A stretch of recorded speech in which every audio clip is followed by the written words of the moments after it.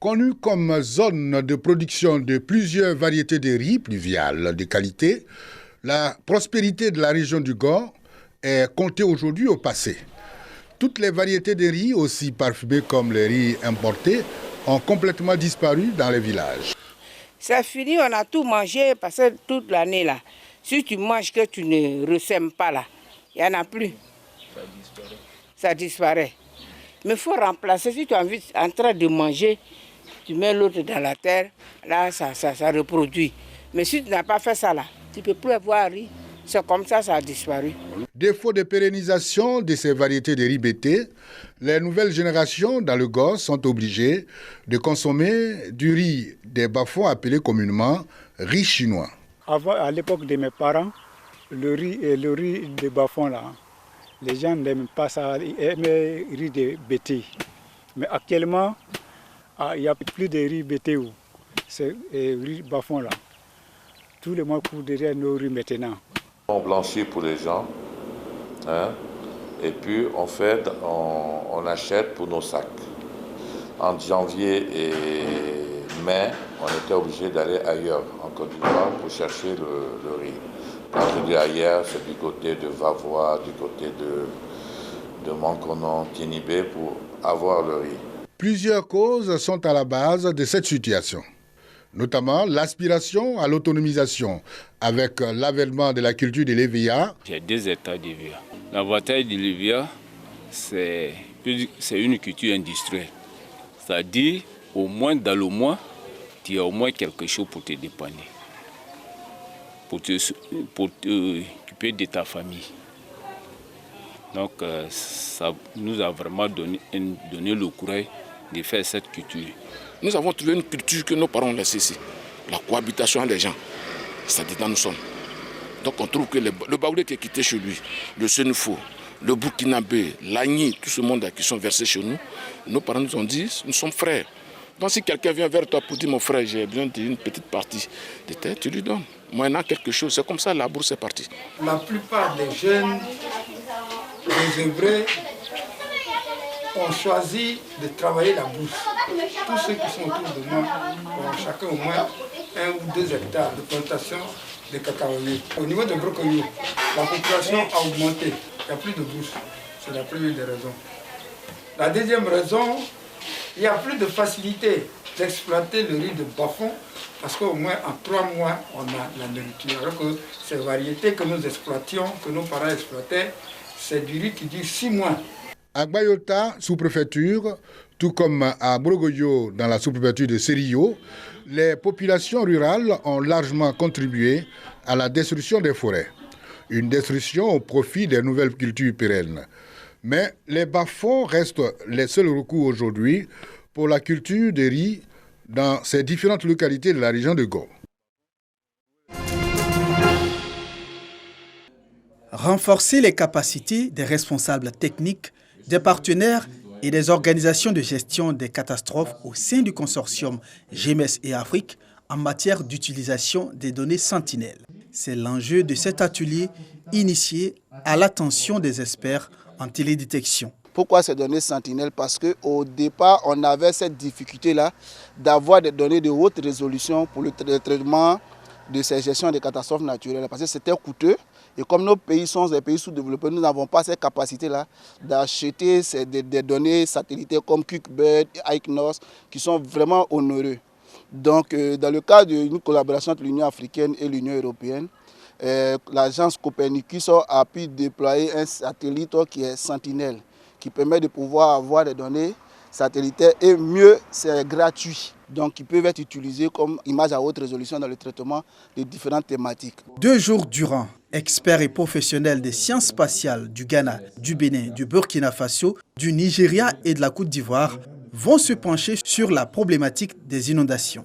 Alors, avec la géomatique, les outils spatials, nous pouvons prévenir, nous pouvons modéliser et nous pouvons donner surtout un outil aux décideurs. Un outil aux décideurs qui vont prendre les initiatives, les décisions pour dire que nous avons tel travail à faire ici, qui va nous aider à sensibiliser. Donc en fait, ces outils que nous développons ici, la géomatique, c'est ce qu'on appelle pratiquement l'aide à la décision.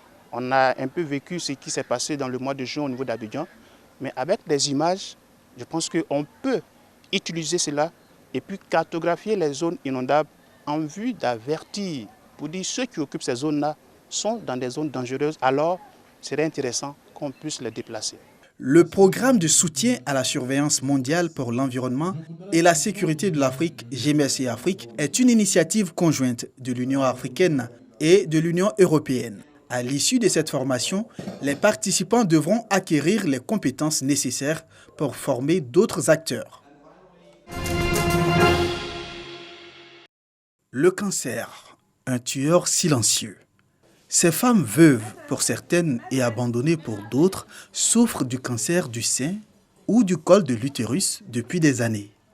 Pour les soulager en cette période de crise sanitaire, la Fondation Magic System les a offert des vivres et des non-vivres, composés entre autres de riz, d'huile et de kits sanitaires. Un geste salué par les bénéficiaires. Je remercie aux donateurs qui sont nos enfants aujourd'hui, malgré qu'on a perdu les maris, il y a d'autres enfants qui sont déjà partis, qui ont passé à nous, qui nous ont donné ces dons.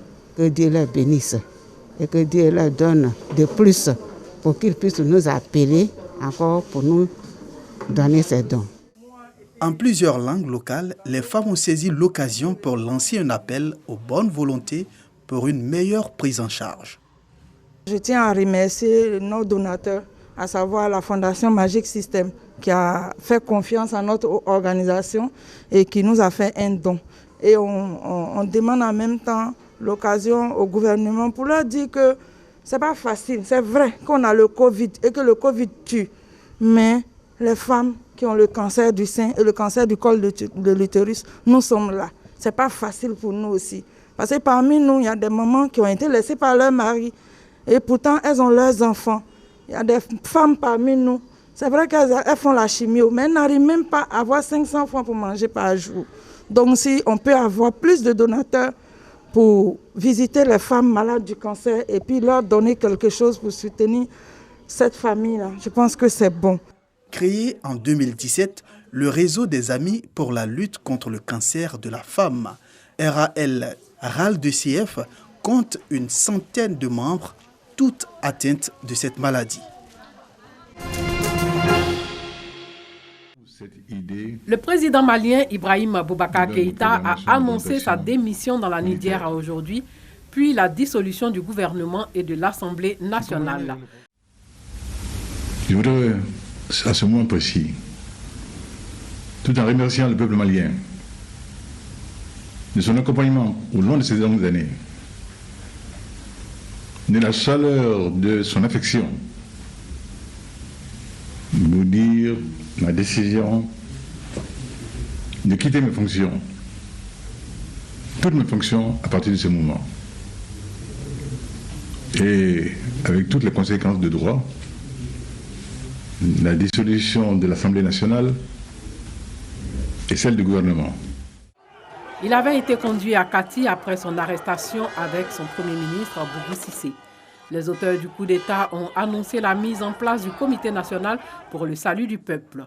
Le porte-parole des militaires, le colonel-major Ismaël Ouagé, chef d'état-major adjoint de l'armée de l'air, a appelé la société civile et les mouvements politiques à créer les meilleures conditions d'une transition politique civile conduisant à des élections générales crédibles. Les putschistes ont annoncé la fermeture des frontières et l'instauration d'un couvre-feu tout en rassurant la communauté internationale sur leurs intentions. La CEDEAO a condamné le putsch et suspendu le pays. Elle doit se réunir jeudi en visioconférence. L'ONU a également dénoncé le putsch. Le Conseil de sécurité des Nations Unies doit se réunir cet après-midi en urgence à huis clos sur le Mali, à la demande de la France et du Niger. L'Union africaine a aussi condamné toute tentative de changement anticonstitutionnel. Le coup d'État de mardi prolonge la crise sociopolitique à laquelle est confronté le Mali depuis plusieurs mois. Une coalition hétéroclite d'opposants politiques, de guides religieux et de membres de la société civile a multiplié les manifestations pour réclamer le départ du président Keïta accusé de mauvaise gestion. Le mouvement du 5 juin, Rassemblement des forces patriotiques du Mali, M5 RFP, menait la contestation. Ibeka avait été élu en 2013 puis réélu en 2018 pour 5 ans.